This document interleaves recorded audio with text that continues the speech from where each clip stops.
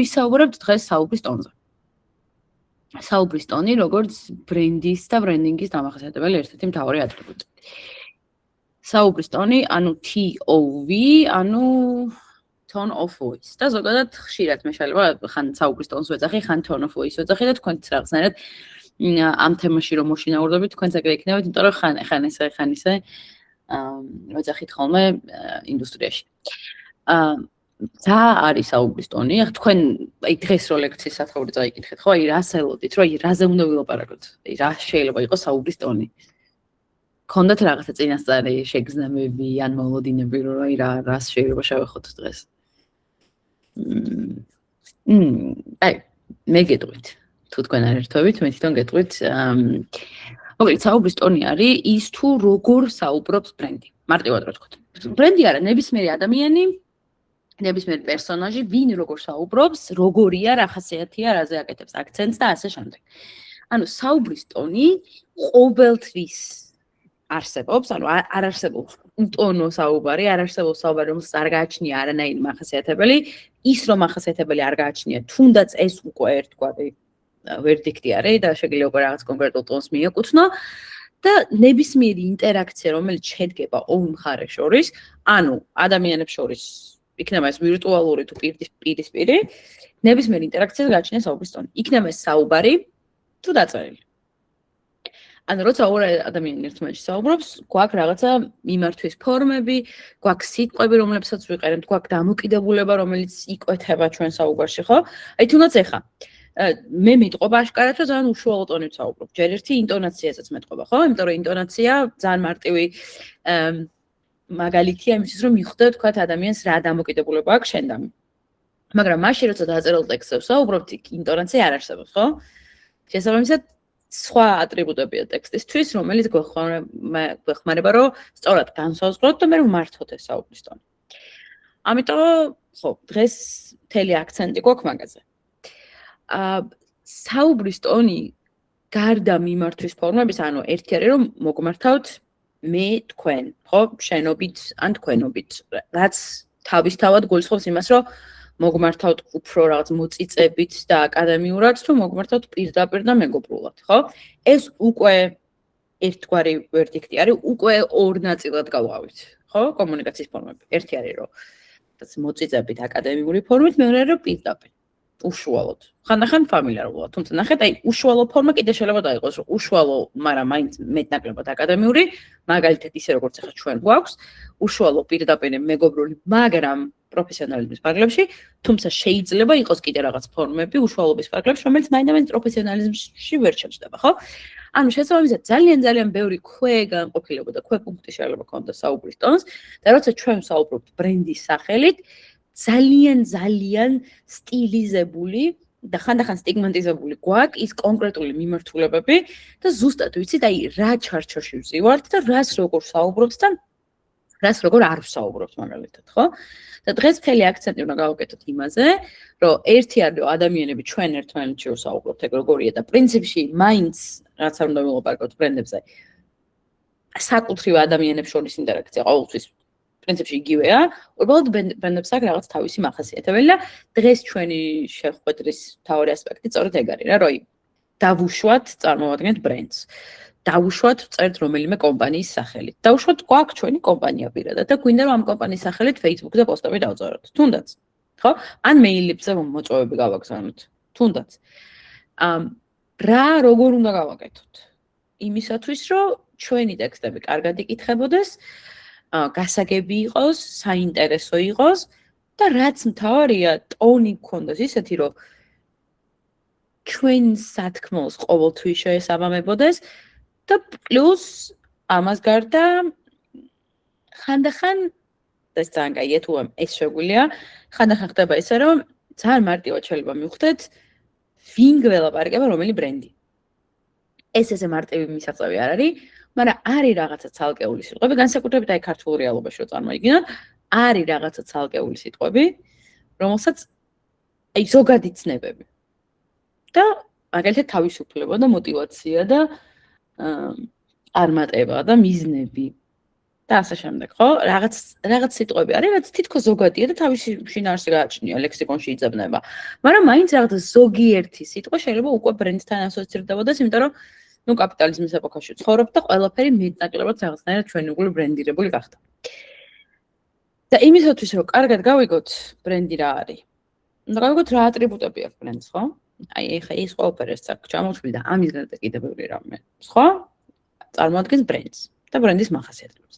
ანუ როგორი ლოგო აქვს, როგორი სლოგანი აქვს, როგორ ფერებს იყენებს, როგორ ტიპოგრაფიას იყენებს, ანუ როგორ ფონტს იყენებს, როგორი ისტორია აქვს, როგორ გვიყვება ამ ისტორიას, როგორი საუბრის მანერა და ტონი აქვს. როგორ გველაპარაკება სოციქსელებში და ასე შემდეგ. მოკლედ, ძალიან ბევრი მახასიათებელი აქვს ბრენდინგისა და დიდი ბრენდები, ის ბრენდები, რომლებსაც ჩვენ კარგად ვიცნობთ, პრინციპში ყოველთვის არიან კონსისტენტურები თავისი ხასიათისა. ანუ ჩვენ რო ვიცით, რომ Coca-Cola არის ესეთი და რაღაცნაირი შეგრძნება გვაქვს, როცა Coca-Cola-ზე ვფიქრობთ, ეს იმით მიაღწია Coca-Cola-მ, რომ ძალიან დიდი ხნის განმავლობაში კონსისტენტურად ერთსა და იმავე ნარატივს გვიყვებოდა. ერთსა და იმავე ნაირ მანერას იყენებდა საუბრისა და ერთსა და იმავე ისტორიებს გვიყვებოდა რაღაც პერიოდი, სანამ ეს კარგად არ გავიაზრეთ, ხო? და არ დავიმახსოვრეთ ასეთად. და შესაბამისად, როცა Coca-Cola-ზე ვსაუბრობთ, უკვე რაღაცა კონკრეტული იმიჯი ამოტივტივდება ხოლმე თავში. იმიტომ რომ Coca-Cola-მ ეს თავის დროზე კონსისტენტურობის და სწორი სტრატეგიის საშუალებით შეძლო. და აი თუ დავაკვირდებით ეს პაწაწინა თითქოს არაფერი, მაგრამ ეს სლაიდი მაქვს ჩვენ კურსეთს ჩასმული. ნახეთ, აი დააკვირდით რას. დადექით რომელიმე ბრენდთან, აი დავდექით თუნდაც Coca-Cola-სთან. და დააკვირდით თქვენი აი ტვინის ბიოქიმია შეიძლება როგორ შეიცვალოს. აი შეგრძნებები როგორი გაქვთ. ნახე, Coca-Cola-სთან რომ დავდექით და თვალი დავხუჭო, რაღაცა კონკრეტული მოგონებები მაქვს, ხო, რაღაცა კონკრეტული მოლოდინები მაქვს, რაღაც ასოციაციები მაქვს, ხო? აი Coca-Cola-სთან რომ დავდექი, რაღაცას გრძნობ რა, რაც Coca-Cola-სთან ასოცირდება ჩემთვის. აბა ეხა გადადით MTV-სთან დადექით. დააკვირდით ახლა MTV-სთან მოგონებებიც არის, შეგრძნებებიც არის, მაგრამ განწყობაც სხვანაირია, არა? დააკვირდით, აი მიხვდეთ რომ MTV აღარ არსებობს, სხვა შორის ძალიან სევდიანი ვარ ამასთან დაკავშირებით, იმიტომ რომ ძალიან მიყვარდა. MTV აღარ არსებობს, მაგრამ MTV-ზე მოგონებები დარჩა და ის შეგრძნებები, რაც ძალიან მკაფიოდა ესეთი ჟღერი ბრენდი იყო MTV. და მასზე მოგონებები ჩემი აზრით კიდე დიდხანს დარჩება, მიუხედავად იმისა, რომ ტელევიზორს აღარ ვუყურებთ. დააკვირდით Legos, დააკვირდით Amazon-ს, Mercedes, Versace-ს. აი როცა გადადიხართ ერთი ბრენდიდან მეორეს და როცა გიწევთ ინტერაქცია კონკრეტულ ბრენდთან, მაშინ თითქოს თქვენში რაღაცა იცვლება, იმიტომ რომ გარდა ერთია რომ პროდუქტი როგორი აქვს მას, ხო? და ამ პროდუქტს როგორ მოიხმართ. შეიძლება საერთოდ არ გიყვარდეთ Jack Daniels-ი, საერთოდ არ გინდოდეთ Mercedes-ი მანქანა, მაგრამ Mercedes-ზე კონკრეტული მოლოდინები და შეგრძნებები გაქვთ. ხო? აი ამაზე ვლაპარაკობთ, რომ არის პროდუქტი და არის ის თუ როგორ ვიცნობთ ამ პროდუქტს ჩვენ. რა ემოციური ფაქტორი მოაქვს ამ პროდუქტს ჩვენამდე და ეს ემოციური ფაქტორის ძალიან დიდი ნაწილი, ანუ პერსონალიზებული გამოცდილების გარდა, თითქმის ყველაფერი სხვა არის ბრენდინგის შედეგი. ანუ იმის შედეგი, რომ როგორ გადაწყვიტა ერთმა რიგითმა კომპანიამ, როგორ გადაწყვიტა, რომ თავი დაგამახსოვროს, როგორ გელაპარაკოს, რაზე გელაპარაკოს, როდის გელაპარაკოს და ასე შემდეგ. და შესაბამისად, როგორ გაგაცნოს თავი და როგორ დაგამახსოვროს თავი. ამიტომ ეხა ესეთი პაწაწინა თამაში მოვიფიქრე, იმიტომ რომ თქვენ არ ახართ მაინც აქტიურები დღეს. და იქნებ ესე ჩაერთოთ აი 4 ბრენდია. 7 პატარა ცნება გამოვიტანე. და აი ხა ეს უცებ დავფიქრდეთ. აი რასთან დააჯგუფებთ რომელ ცნებას? აი ხო ძალიან ზოგადია, ყველაფერი შეიძლება ასოცირდეს. ნინო, რაღაც ამბობდი? აი კი ალბათ კომფორტი. მოგესალმებით პირველ რიგში. სალამი. კი ბატონო, დავიწყეთ, ხო? აი კომფორტს მიუსადაგებ მე. Mercedes-იც. Mercedes-იც, კი? ეგ არის. კი ბატონო. ნუ ბედნიერებაც იქნებოდა Mercedes-ი. ნახე, ხო, აი მაგას ვამბობ, ანუ არ გზღუდავთ, რომ შეიძლება ყველას მივარგოთ, მაგრამ დააკვირდი რას, იცი რომ როგორ შეიძლება ერთი ფენომენი, მაგალითად ისეთი როგორიც არის კომფორტი, ერთ შემთხვევაში სხვა რაღაცას ნიშნავდეს და მეორე შემთხვევაში სხვა რაღაცას ნიშნავდეს, ხო? დააკვირდი, ეგრე მიუსადაგოთ რა, ნინომ დაიწყო ძალიან კარგად. კომფორტი Nike-სთან და ასევე კომფორტი Mercedes-თან. ეხახბებით, სხვებით? კი ბატონო. კი. აი, мотивაციას Coca-Cola-სთან შეიძლება მეგობრების დაკავშირება, ხო? რაღაცა რეკლამებში სულ რაღაცა თავყრილობა და ჟრიამულია. ზუსტად, სულ ჟრიამულია, ხო? ბედნიერება შეგრძნება, რატომაც არა. კი ბატონო. Nike-ის სლოგანი არის just do it და мотивაციასთან ასოცირდება. პირდაპირ, ხო, мотиваტორი ერთ-ერთი პირველი. ამოდი მე ნიკას დავეთანხმები, ნიკოლას დავეთანხმები, რომ ალბათ თავარი мотиваტორი ბრენდი რაც კი არსებობს და რასაც კი უარსებია ალბათ, დღემდე არის Nike. შესაბამისად, мотивაცია Nike-ს მიუსადაგოთ. Chanel-ი ფუფუნებასთან ასოცირდება. კი, რომანტიკასაც დავაკავშირებდი პრინციპში. კი, რომანტიკასაც დააკავშირებდი. ეგ არის. და რა დაგვრჩა? შთაგონება დაგვრჩა, ხო? აი, ეს ახლა ბოლოში ჩავსი, ხო მეტყობა რომ ბოლოში, იმიტომ რომ ისეთია რა, ბევრ რამე შეიძლება ნიშნავდეს შთაგონება და პრინციპში რავი? შთაგონება პრინციპში ყველასთან შეიძლება ყველა ბრენდისთვის შეიძლება რომ იყოს. კი, ეგ არის. ისადაგება. აი, ეხლა დააკვირდით რას? ანუ უკვე ხო გამოჩნდა რომ ვინ რაზე გველაპარაკ. ახლა კომფორტზე რო გველაპარაკება, Nike ეს გასაგებია, იმიტომ რომ მისი პროდუქტის რაობიდან გამომდინარეობს, ხო? ის თუ რომ Nike-ის ფეხსაცმელი თუ კომფორტული არ არის, ესე Nike თავის საქმეს როგორც პროდუქტი ვერ ასრულებს, ხო? ეს გასაგებია.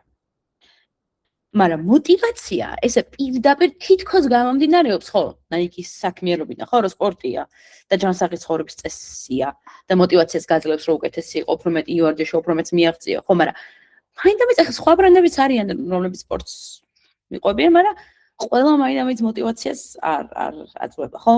დაუშვათ. აი რომანტიკა რატო არის მაგალითად Chanel-თან? ხო? ანუ სუნამოსთან გავაიგივე უცებ Chanel-ი და მაგიტომ კი, ეგრეა.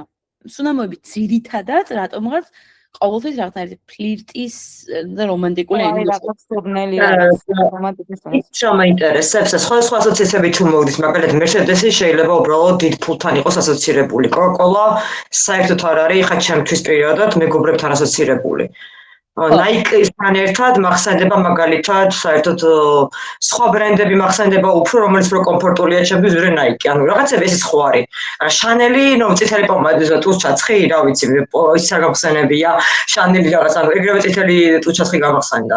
რავი, ანუ ეგეც ხო არის სხვა ასოციაციები მომწ. ანუ კი არ ფიქრობ Nike-ზე, შეიძლება იფიქრო მაგალითად, რა ვიცი, ვიდრე სულ უყვარს, არის ძალიან ბევრი ბრენდი, რომელიც ანუ საერთოდ Nike რა შუაშია იქ.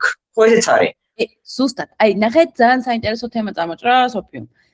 რომ ერთი არის რომ პროდუქტი რა აქვს, ანუ მე მაგალითად საერთოდ არ გამოვიყენებ Nike-ს ჩემ ცხოვრებაში, მაგრამ როგორც პროდუქტი, ჩემთვის ახლა top of mind-ში სწორად თქვა რა სოფიუმ, რომ მე რო თუ სურავ, მე მაგალითად კალბურთს ვთამაშობ. ჩემთვის მე რო კალბურთს ვთამაშობ, ჩემთვის Air Jordan-ები ეს მნიშვნელოვანია. ხო? და შესაბამისად მე პირველი ჩემ თავში მაინც Air Jordan-ი მახსენდა, იმიტომ რომ ჩემი პირველი საკალბურთო ფეხსაცმელი იყო და ეს ჩემთვის არის, იმიტომ რომ ჩემი პირადი გამოცდილება. მაგრამ მანქანები, მე საერთოდ არ მიყვარს მანქანები. საერთოდ წინააღმდეგი ვარ, მეცად გეტყვით, საერთოდ გონია რომ ძალიან ზედმეტი მანქანა არსებობს ამ საყვარში. მაგალითად. და ამიტომ ხა მე Mercedes-ზე რა ვიცი, აბსოლუტურად არაპროდუქტულია და აბსოლუტურად მხოლოდ ბრენდის გამოცდილება რა. ძალიან სწორი რაღაცაზე უნდა შევთანხმდეთ აქვე. ეს არის რომ ერთი არის პროდუქტს რომ მოიხმარ და ინსაიდერული გამოცდილება გაქვს. სულ სხვა რაღაცა არის და მეორე არის რომ უშუალოდ ბრენდი რო გესაუბრება და მიუხედავად იმისა პროდუქტს მოიხმარ თუ არა, შენი ასოციაციები არის ისეთი, როგორც ბრენდს უნდა რომ ქონოდა. მოხდით ხო? აი მე მაგალითად ხო მეგობრებთან ერთად რო ვარ, Coca-Cola-ს არ ვსვამთი. ავიცი ხო, ხანდახან შეიძლება დავილიოთ კიდეც, მაგრამ სწორი აქცენტები არის რა, ერთი არის რომ შენი პირადი გამოცდილება, მაგრამ მეორე არის ბრენდი რას ნინი თქვა ხო? აი Coca-Cola-s რეკლამაში სულ არის მეგობრების შეკრებები. რეკლამებშია ხო უკაცრავად, ქეთი, რეკლამებშია და მაგიტო უფრო სულ რაღაცა ეგ მახსენდება. კი, ეგრე არის, მეგობრების შეკრებებია სულ. კი, სულ. ძალიან საინტერესო რაღაცას გეტყვით, ხა ამ დღევანდელ თემას მაინდამაც ეს არ ახმენება, მაგრამ საუბრის ტონი არ არის, მაგრამ მარკეტინგული სტრატეგია ესეც. დააკვირდით რას, იცით რომ აი Coca-Cola-s რეკლამის ხმა ხო ჩაგესმით. ეხა და ამ ხმაში ხო ძალიან დიდი ხვედრითი წელი უჭირავს თუნუქის ქილის გახსნის ხმას და იქიდან შეფების ამოსვლის ხმას, ხო? და ეს ხო კოკა-კოლამ დაბრენდა ეს ხმა. მიხარებთ რომ ეს ხმა შეიძლება ქონდეს ნებისმიერ თუნუქის კილოში ჩასხმულ ნებისმიერ შუშხუნა სასმელს. ხო ეგრეა? კი, მაგრამ ეხლა მე ვარ კოკა-კოლის ფანი. ოფიციალურად ფანი კოკა-კოლის.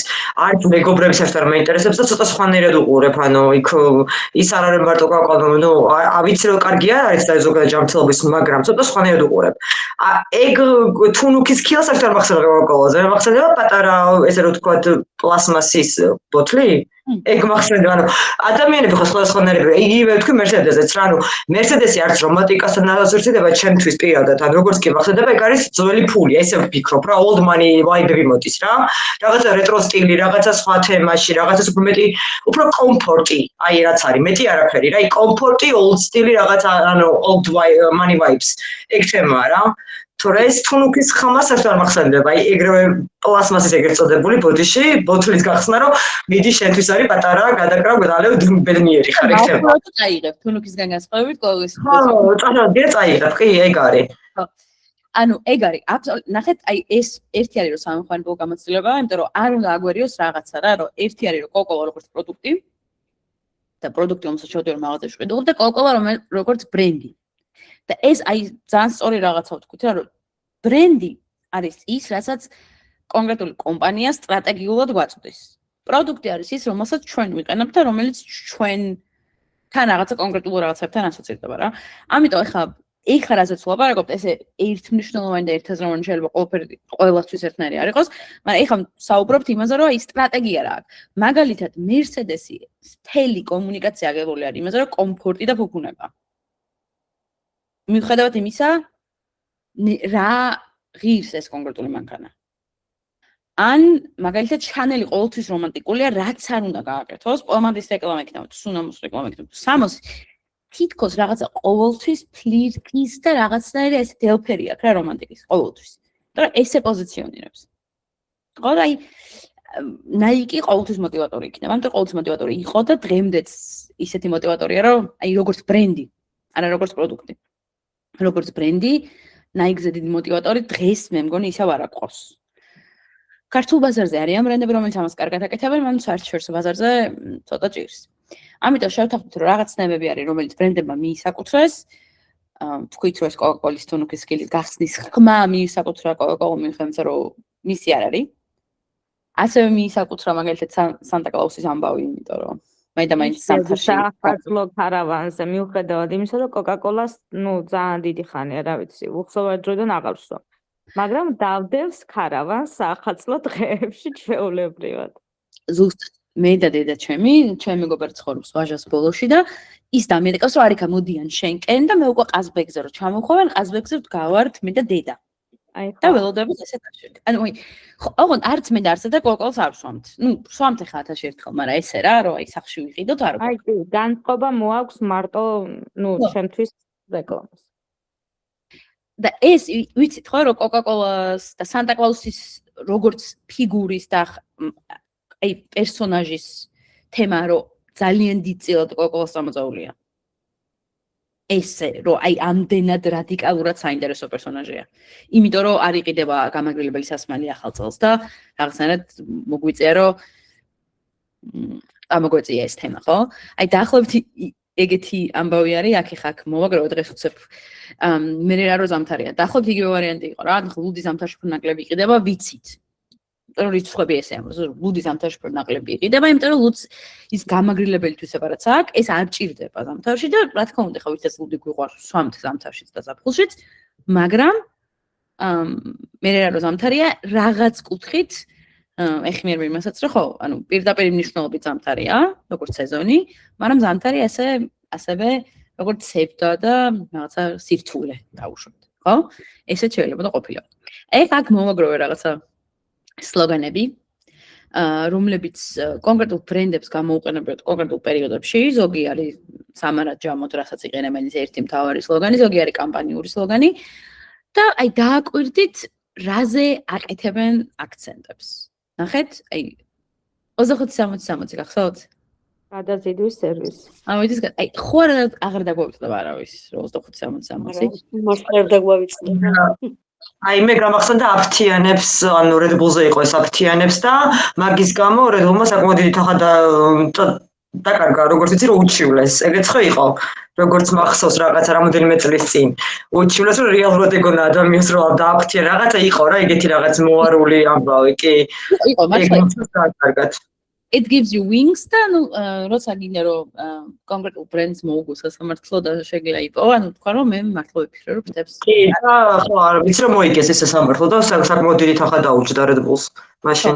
მაგრამ მიხვდებით რომ ეს იყო ერთ-ერთი მართლა ყველაზე ესეთი რატო წამოვიღე იცით ეს სლოგანი თან დააკვირდით აი it gives you wings არის ორიგინალში it gives you wings ინგლისურად მაგრამ ქართულად უფრო მაგარია კიდე ანუ ძალიან იშვიათი შემთხვევაა როცა ქართულად რო თარგმნიან სლოგანს მაინც ძალიან კაია იმიტომ რომ იშვიათად გვაქვს ესეთი кейსები რა კარგი თარგმანია კი ასკარად ძალიან კაია იდე არის რაღაც მოკლედ სლოგანები არის ჩემს პირად საქმიანობაში ხომ დაუშვათ როცა ვიმუშაობდი კრეატიულ სააგენტოებთან ჩემს საქმიანობაში იყო რაღაც პერიოდულობით გვიწევდა რომ ბრენდინგს რო ვაკეთებდით ან ახალი რებრენდინგს რო ვაკეთებდით ან კამპანიას რო ვაკეთებდით და გჭირდებოდა სლოგანი რა თქმა უნდა ჩემს ყოველდღიურობაში სლოგანების მოფიქრებას დიდი როლი ჰქონდა მაგრამ სლოგანი არის რაღაცას ესე ხშირად არ გჭირდება ხო და სხვა ტექსტები, რასაც ჩვენ ახლა დღეს უნდა ვილაპარაკოთ, ბევრად უფრო აქტიურად გჭირდება. დავუშვათ მე კამპანიას და ბრენდს მოვუფიქრე სლოგანი, რომელიც ძალიან ლამაზია, ძალიან კაია. მაგრამ სლოგანის იქით კიდე რამდენი უნდა ვილაპარაკო? რამდენი მაქვს სათქმელი, რამდენი მაქვს დასაწერი სოციალებში, პირდაპირ პროდუქტის შეფუთვაზე. ძალიან ბევრი რაღაც შეიძლება იყოს ტექსტთან და თხრობასთან დაკავშირებული, რომელიც შეიძლება დამჭირდეს სლოგანს მიღმა.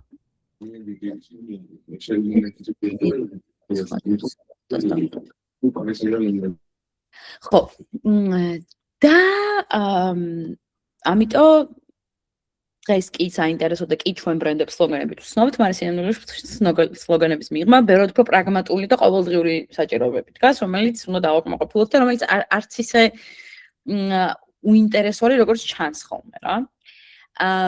ასევე დღესაც ჩვენ თანხმდებით იმაზე, რომ ერთი არის რომ ბრენდინგი რა გვაქვს და შევთანხმდით რომ ბრენდმა რა ხასიათი შეიქმნა თავის მიმართ და რა მოლოდინები შეგვექმნა ჩვენ როგორც მომხმარებლებს ეს ერთია ანუ რა სტრატეგია აქვს ბრენდს და მეორე არის ვის ველაპარაკებთ და დღეისათვის ახლა ძალიან მარტივია კვლევის ჩატარება იმიტომ რომ დატა გვაქვს ფაქტობრივად ყველაზე და ყველაფერზე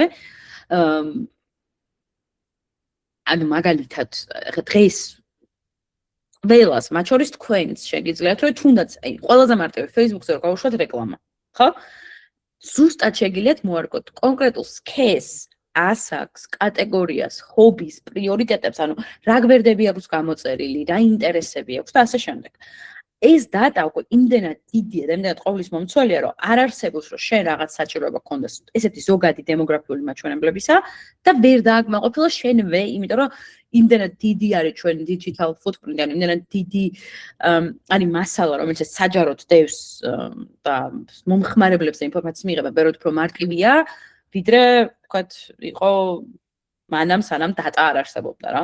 დატას შეგროვების წყალობით, ეხლა რამდენადაც კარგია, რამდენადაც ცუდია, მე უკვე ვფიქრობ, რომ ნელ-ნელა მეც ვფიქრობ, რომ ნამეტანია, იყო кейსები, ასევე Walmart-ის кейსი იყო ძალიან საინტერესო, რომ თუ კი ხარ შენ ბრენდის ლოიალური მომხმარებელი, ანუ მაგალითად თუ მე ვარ ადამიანი, რომელიც ბოლო 7 წელია დავდივარ Walmart-ში, ჩემი კლუბნის Walmart-ში დავდივარ კონკრეტული მიზნით და რაღაცა აი აქ ვცხოვრობ რა, აქვე და ჩემი რუტინა მაქვს, რა ვთქვი, კვირაში ერთხელ მივდივარ შოპინგზე. და Walmart შეუულია, რომ თუ კი დამაკვირდება, როგორც მომხმარებლობს, და იმიტომ რომ ჩემი ბარათით ვიხდი და შეუულია, რომ იდენტიფიცირება გააკეთოს, ხო ვინ ვარ. შეუძლია იყო ამის მსგავსი кейსი, მაგალითად, რომ მიხვდეს შენზე ადრე, რომ შენ ხარ მაგალითად ფეხმძიმედ, თუნდაც. იმიტომ რომ შენი ჩვევა შეიცვალა. აქამდე რომ სურნელოვან ხელსაყრელს ყიდულობდი, ეხლა ნაკლებს უნიათ ყიდულობ. ეხლა დაიწყე ესეთი პროდუქტების ყიდვა, რომელიც შენს რუტინაში და შენს ყოველდღიურობაში არ იჯდა. და იყო რამდენიმე ესეთი кейსი, როცა ოფიციალურად ტესტირების საფუძველზე გამოვლინდა რომ შენ როგორც მომხმარებლის ქცევა ძალიან მარტივად გამოსაცნობია და ძალიან მარტივით და შესაბამისად მე Walmart-ის ამ დასკვნების მერე ამ ადამიანს მიდიოდა რაღაცა შეთავაზებები საბავშვის პამპერსებზე და რაღაცა საურსულო პროდუქტებზე, რაც ძალიან უცნაური იყო, მისთვის რომ ჯერ თვითონაც არ იცოდა ეს. თითქოს უცნაურია, მაგრამ ამას მივაქციოთ ყურადღება, რომ digital footprint და ზოგადად ის data, რომელიც ჩვენზე იძებნება, ძალიან ბევრ რამეს ამბობს ჩვენზე. ხა კი ცოტა სხვა მხარეს წავიყვანი საუბარი, მაგრამ ეგეც მაგასაც მივაქციეთ ყურადღება, იმიტომ რომ ჩვენ ეხლა მე მაგალითად ეხლა სადაც ვცხოვრობ გერმანიაში აქ სულ სხვანაირად არის data და ბევრად უფრო დაცულია ჩემი მონაცემები და საქართველოში მაინც რაღაცნაირად მეც რაც გერმანიაში წამოვიდი საცხოვრებლად მას მე უფრო დავიწყე ამის კონტროლი ვიდრე ვთქვათ აქამდე მხევსო რომ მანამდეც მეგონა რომ ძალიან მაკონტროლებდი იმიტომ ამას მიექცეთ ხოლმე ყურადღება ეს ძალიან მნიშვნელოვანია ამასთან ერთად დავუშვათ ოკეი რაზე შევთანხმდით რომ ვინ არის ბრენდი როგორ ლაპარაკობს როგორი სტრატეგია აქვს და როგორია ხასიათით როგორია და მეორე არის ვის ველაპარაკებთ და თუ კი ამის გაგება ვის ველაპარაკებთ აი დემოგრაფიული მაჩვენებელი მე მაინც არ მიყვარს, იმიტომ რომ მე მირჩევნია რომ გავიგო ადამიანის ჰობი, რომელიც უფრო და ინტერესები, რაც უფრო მეც მეტყვის მის შესახებ, ვიდრე მისი ასაკი და სქესი, იმიტომ რომ ეხლა მარტო ასაკი და სქესი ძალიან რაღაცნაირი ზედაპირულია, ხო, ანუ რას ნიშნავს, ეხლა რა ხან 50 წლის ქალი ვარ, რაღაც კონკრეტული ინტერესი მაქვს, ანუ კონკრეტული ტიპაჟი ვიქნები, ანუ ძალიან რთულია, ხო, ეხლა ეს ხელის დადებით თქვა.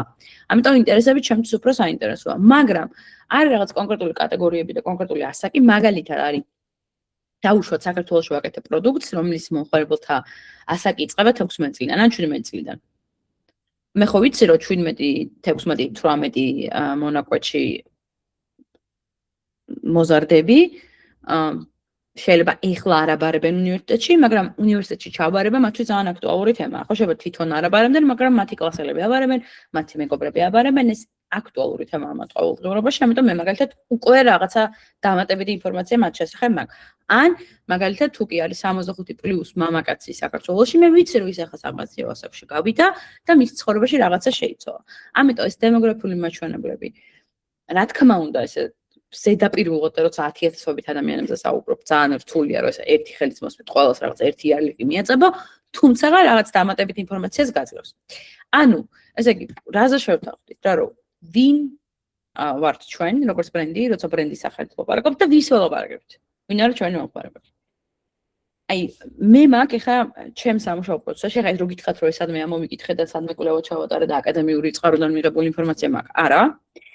უბრალოდ ბოლო რამდენიმე წელია, როცა მე ვმუშაობ იმაზე, რომ აი ბრენდის საუბრის ტონი შევიმუშაო, რომ ვთქვათ, აი როგორი ლაპარაკობს ბრენდმა, ხო? ანუ ვთქვათ, რომ აი ხასიათით როგორი ბრენდია თვითონ. ან თუ ჯერ არ აქვს ეს ხასიათი და მე თუ უნდა შევიმუშაო ეს ხასიათი, მაშინ როგორ უნდა შევიმუშაო? და შესაბამისად ვის დაელაპარაკება რა, ანუ ეს ძალიან დიდი ასპექტი არის იმის შერჩევისას, თუ აი ბრენდი როგორი იყოს, მის მომხმარებელი ვინ არის, ეგეც ხომ მნიშვნელოვანია. აი თუნდაც წეღარო ვახსენეთ ახლა, თუ მე ვარ Rolex-ის საათი და თუ ჩემი მომხმარებელი იქნება ადამიანი, რომელიც არის განსაკუთრებულად მდიდარი, ახლა რაღაცა კონკრეტული კატეგორიის სასაუბრო თემა მექნება, ხო მასთან. და მე რა ინტერესს მაქვს, ხა ის ინტერესი Rolex-ის მომხმარებელს არ ექნება. ხო? ანუ გინდა თუ არ გინდა პროდუქტის მახასიათებლიანაც გამოდის რაღაცები. და თავარი. იდე, რაც ხშირად გვავიწყდება ხოლმე, ოკეი, მე ვინ ვარ როგორც ბრენდი, ჩემი მომხმარებელი ვინ არის და მესამე, რატო ვკონტაქტობთ? ანუ რატომ გვჭირდება ეს სასაუბრო პლატფორმა? რატო ვიკრიბებით? აი თუნდაც Facebook-ი გავაკეთე, რატო გავაკეთე Facebook-ი ამ კონკრეტული ბრენდისთვის? რაზე ვილაპარაკებთ აქ? და აი ხა მე რო დღეს შენთან საუბარი წამოვიწყე, რატომ წამოვიწყე? რისი თქმა მინდოდა? ცნობიერებას ვამაღლებდი, მინდოდა რომ დამემტკიცე მინა შენთვის რომ მე კაი ტიპი ვარ და კაი პროდუქტი მაქვს. მინდოდა რომ შენთან რაღაცნაირი მეგობრული კავშირი დამემყარებინა, რომ მე ჩემი ლოიალური მომხმარებელი გამხდარიყავი. მინდოდა რომ უბრალოდ რაღაცა პატარ-პატარა გავლენები მომეხდინა შენს დღეზე, რომ კარგად დაგამახსოვრდეს და ჩემთან კარგი ასოციაციები გქონდეს. თუ რა, აი ბევრნაირი საჭიროება შემიძლია პროდუქტი მოკრიდო, ხო? შეიძლება მაგითო ვაკეთებ ამას. ამიტომ ეს ძალიან მნიშვნელოვანია.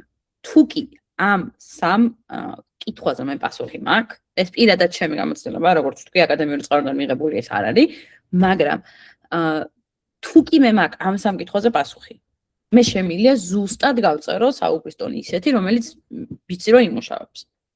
მე მჭირდება ამ სამ კითხვაზე პასუხი. დანარჩენი ყველაფერი შეიძლება რომ შეიცვალოს. არის რაღაც ოქროს წესები მარკეტინგში, არის რაღაცები, რასაც ვამბობთ, რასაც არ ვამბობთ, მაგრამ აი ამ სამკითხოს თუ ყოველთვის დავიმახსოვრებ და გამოვიყენებ ჩვენ საქმიანობაში. ბევრად უფრო გაგვიმართვდა და რაღაცა ხანდახან გვავიწყდება ვის ველაპარაკებით და მე კი ვარ ესეთი, მაგრამ ჩემი მომხმარებელი ხა დაუშვათ. TBC-ის მაგალითად რო კითხავთ. რამდენიმე კატეგორიის მომხმარებელი ყავს, ხო? რაღაც სხვა პროდუქტს თავისი კატეგორიის მომხმარებელი ყავს. დაუშვათ მე თუ მაქვს სტუდენტური ბარათი. და მე თუ ეხლა წერ TBC-ის სახელით გასაგებია. და ჩემი სათქმელი არის რომ ბარათზე მაქვს ფასდაკლება. მე თუ დავივიწყე ის ფაქტორი რომ მე ეხლა სტუდენტურ ბარათზე ვსაუბრობ, სტუდენტებს ვსაუბრები. ეს ხო ძალიან მნიშვნელოვნად შეცვლის ჩემი კომუნიკაციის ფორმას, ხო? და შესაბამისად ვერ იქნება ისეთი როგორც უნდა იყოს და ისეთი ეფექტი ვერ ექნება როგორც უნდა დატოვოს, ხო? ამიტომ ეს სამი ნაწილი ვჭირდება, რასაც უნდა გქონდეს აქცენტი. კიდევ ერთი მნიშვნელოვანი რასაც აი ხა დღეს ბევრს არ ვილაპარაკობთ, მაგრამ აუცილებლად უნდა გავითვალისწინოთ B2B და B2C. ქართულად არის რომ business to business, B2B და business to customer. ქართულად არის რომ business როცა business-ზე საუბრება, ანუ მე როგორც ერთი ბრენდი, მაგალითად ტაქსი, მაგალითად Bolt-ი. ვესაუბრები დაუშვათ TBC-ს საქართველოს ბანკს და უთხრა რომ აი მე მოგემსახურები შენ როგორც კომპანიას და შესაბამისად ეს საიტი სადაც ახლა მე ამ ყველა ჩემი შეთავაზების დეტალებს დავწერე ამ საიტზე გელაპარაკები მხოლოდ კორპორაციულ კლიენტებს, ხო? ანუ იმ კლიენტებს, რომლებიც ერთი კონკრეტული მომხმარებელი კი არ არის და ერთი ადამიანი კი არ არის, რომ თქვათ კეთის უნდა რომ სამსახურიდან სახში წავიდეთ. არამედ საქართველოს ბანკის თანამშრომლებს ზოგადად აქ საუბარი 10,000 ადამიანზე და 1000-ობით ადამიანზე და შესაბამისად საუბრის ფორმა ბიზნესებს შორის სხვანაირია და როცა Bolt-ი მე ცალკეულ ადამიანს დამელაპარაკებ, მაშინ მისი მიმართვის ფორმა და მისი აქცენტები სხვანაირი იქნება. ხო, ესეც ხო ფაქტია. ანუ მაშინ როცა Bolt-ის შემოსავალი ჩემგან შეიძლება თვეში იყოს მაქსიმუმ დაუშვათ 150 ლარი მისთვის, როგორც ბრენდისთვის, დიდი კორპორაციული კლიენტისგან თვეში შეიძლება ქონდეს შემოსავალი 30,000 ლარი სიტყვაზე. რა თქმა უნდა კომუნიკაციის ფორმები სხვა არის, არა მხოლოდ იმიტომ რომ მომგებიანობაა მეტი და არა მხოლოდ იმიტომ რომ მისთვის მნიშვნელოვანი ის უფრო არის, ხო, თავისთავად, იმიტომ რომ როგორც ბიზნესისთვის მეტი ფულის მომტანი კლიენტი, მაგრამ ამის გარდა აქცენტებიც არის სხვადასხვა. მაგალითად, შეიძლება კეთის არ დაელოდოს ტაქსი 10 წუთი, მაგრამ კორპორაციულ კლიენტს დაელოდოს. აი მაგალითად, თუ მე ვარ პროფი, რომელიცგანაც მე მაგალითად ვიძახებ ხოლმე ხშირად დიასახლის, რომელიც მეხმარება რომ სახლი დავალაგო, თუ კი შენს ოფისში იძახებ დიასახლის, შენი საჭიროება შეიძლება სხვა იყოს და ჩემთან თუ ამბობ რომ აი დაუშვათ შინაურ ცხოველზე შეიძლება ალერგია მქონდეს და იმიტომ რომ ჩვენ აი მე და შენ ერთმანეთში ვსაუბრობთ, აქ ეხა საუბარი არის იმაზე რომ ადამიანთა ჯგუფი მოვა შენთან და მე ისეთი აქცენტები შეიძლება დავიჭირო როგორც არის მაგალითად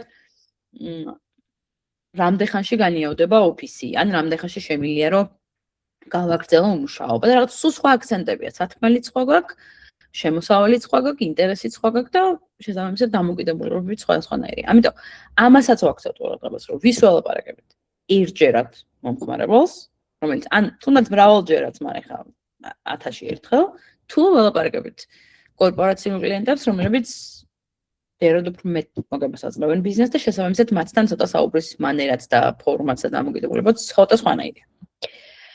და კიდე ერთი ასპექტი, რასაც ვლაპარაკობთ, ხა დღეს ამაზე აქცენტს არ ვაკეთებთ, იმიტომ რომ დღეს მაგისთვის არ შევიკრიბებთ, მაგრამ ამაზეც აუცილებლად უნდა გავაკეთოთ აქცენტი. აქ საუბარი არის კარლ იუნგის სურათი არის 100 წლის წინანდელი, მაგრამ